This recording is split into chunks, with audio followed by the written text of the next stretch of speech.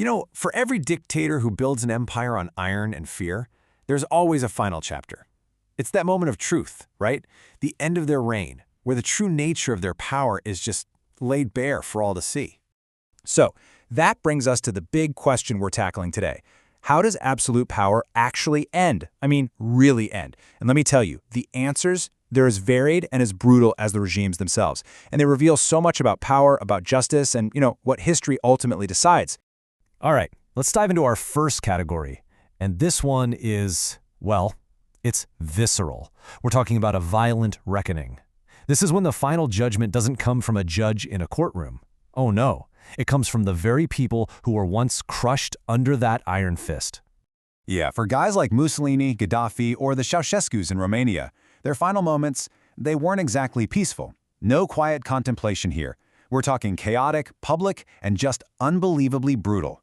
It's a complete 180-degree reversal of the absolute power they once had. So take a look at these two. On one hand, you've got Muammar Gaddafi in Libya. After 42 years of just bizarre and brutal rule, where does he end up? Hiding in a drainage pipe. And his capture, his death, it was all filmed on cell phones. I mean, what a modern, totally humiliating end. Then you go back decades earlier, to the Dominican Republic. Rafael Trujillo, a guy who ran the country like it was his own personal property, gets ambushed on a highway. It's the same story in both cases, isn't it? The hunter becomes the hunted. This quote here, man, that just perfectly sums up Mussolini's final hours. So he gets captured trying to flee Italy, and he and his mistress are executed. But that's not where it ends, not even close. Their bodies are taken to a public square in Milan, and get this, it's the exact same spot where his regime used to display the bodies of executed partisans. The crowd, well, they desecrated his body and hung it upside down for everyone to see. And then there's the Ceaușescus in Romania. Their downfall was just unbelievably fast. I mean, look at this timeline. In just 3 days, they went from being absolute rulers to fugitives on the run, to defendants in a 1-hour show trial, to being executed by a firing squad on Christmas Day of all days. And the whole thing was filmed and put on national TV. It was a brutal public message that it was over. For good. Okay, so let's shift gears to our next theme. This one is a bit different. It's deeper, maybe more insidious.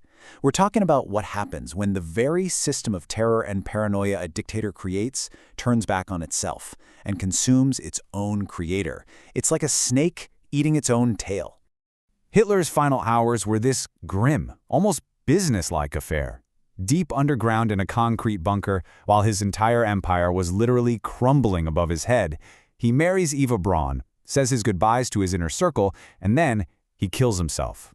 His last command? That their bodies be burned, so his enemies would have nothing left to parade around.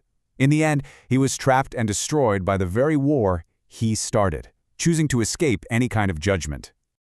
Now, to really get what happened to Joseph Stalin, you have to understand the world he created, and it all boils down to this: a climate of fear. And we're not talking about just a side effect of his rule. No, this was the engine of his power. Absolutely everyone, from his top generals down to his personal bodyguards, lived in constant, paralyzing terror of him. And this is where the irony becomes just lethal. So Stalin has a massive stroke. He's lying helpless on the floor of his room for nearly 12 hours. So why didn't anyone help? Because his guards were too terrified to go into his room without being summoned. They knew something was wrong, you can bet on that. But the fear of breaking the rules was even greater than the fear that their leader might be dead. So you really have to ask yourself the question, right? Did the very terror he perfected end up killing him? Did it stop him from getting help that could have saved his life? It is a truly chilling thought that the system he built to protect his power was the very thing that ensured his death. All right, and now we come to our final category. And honestly, this might be the most frustrating, most unsettling one of all. We're talking about the dictators who completely escape justice. They're not torn apart by mobs, they're not undone by their own paranoia. They simply get old and die.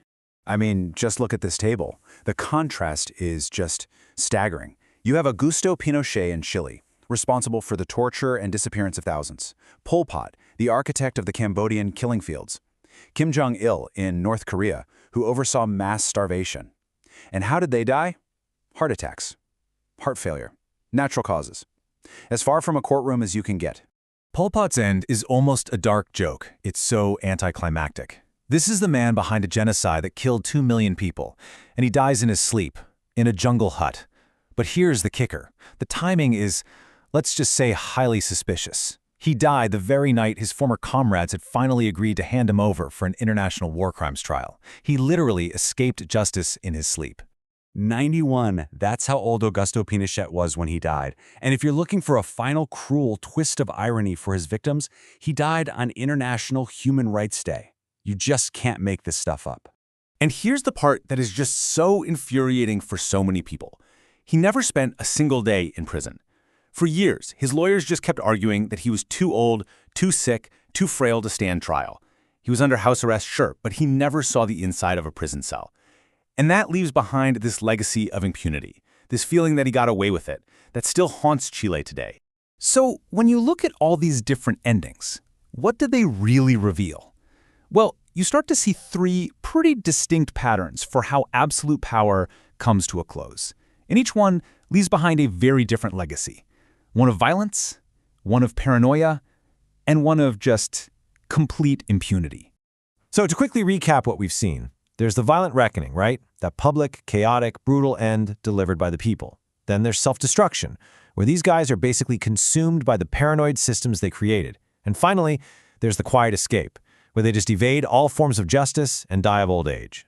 And all of this brings us to one final, really big question I want to leave you with. When a dictator dies, does it matter how? Whether it's at the hands of a mob, alone in a bunker, or peacefully in a warm bed? Does that death actually provide justice for their victims? Or is it just the end of a story, leaving the real scars of their rule for generations to deal with?